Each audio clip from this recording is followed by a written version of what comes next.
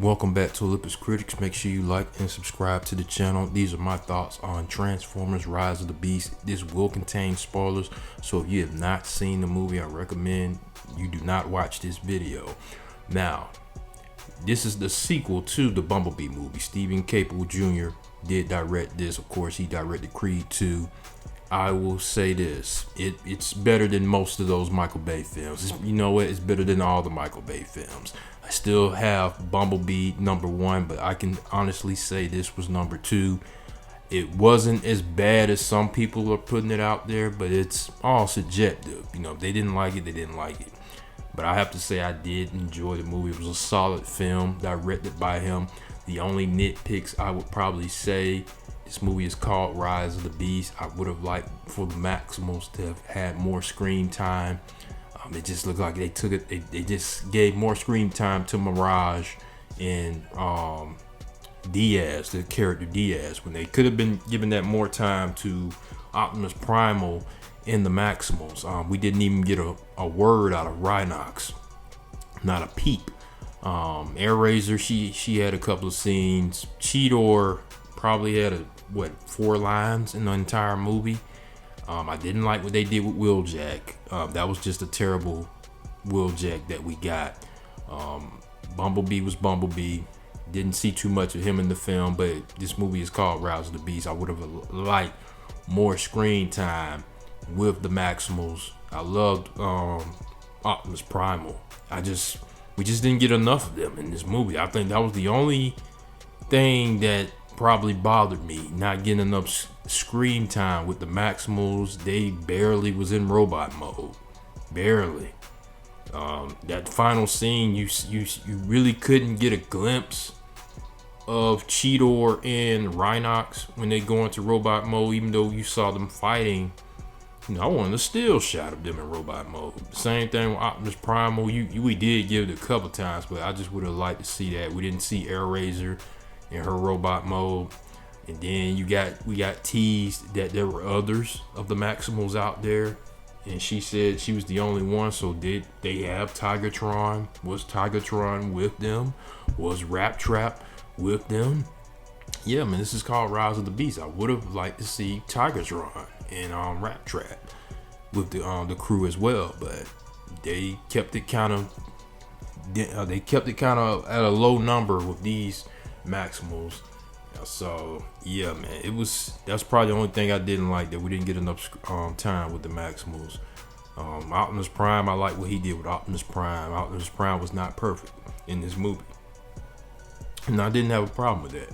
He struggled with trust in humans, and as he should. He's in a new territory that he's not familiar with.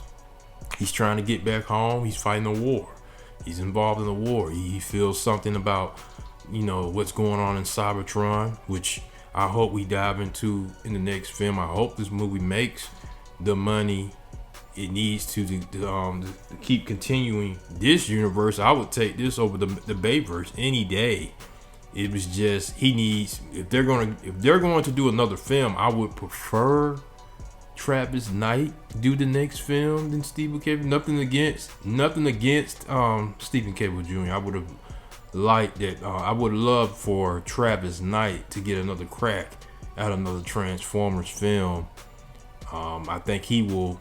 I think he knows how to tell a story better than Stephen Caple Jr. You could just look at the Rotten Tomato score and how he was able to actually, you know, tie a lot of stuff in with the nostalgia factor and just the designs and the story. I think he's a better storyteller right now than Stephen Caple Jr., even though Stephen Caple Jr. did a solid job.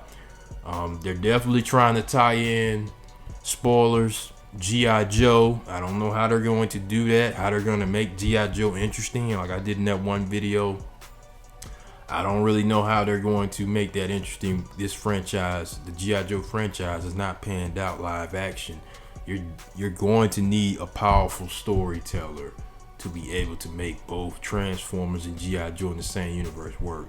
You have got to get a storyteller, because if you're just throwing anybody in there, any director in there, this is going to be a complete disaster. But Stephen Kevin Jr. did a solid job with this movie. Like I said, I wasn't bored. It had entertainment. Not too much comedy. It was decent. Not too much. Mirage didn't really annoy me like I hear some people saying he annoyed him. He didn't really annoy me like that. It was at a minimum what he was doing. When it got serious, he got serious. But yeah, I enjoyed the film. I hope we get another Transformers movie soon, maybe in the next 4 years, and probably tie in more with the Maximals. Give the Maximals more screen time in the next movie. Just don't have them sidelined like that. If this is called Rise of the Beast, give Optimus Primal, because I would say Optimus Primal was probably my favorite character in this movie. I just wish we would have just got more screen time with him in the Maximals. Scourge was a decent villain. I wouldn't say he is the number one villain out of the franchise. I mean, that comes close to possibly maybe Lockdown. Megatron was okay. Michael Bay's Megatron, but I would say Lockdown is my number one villain.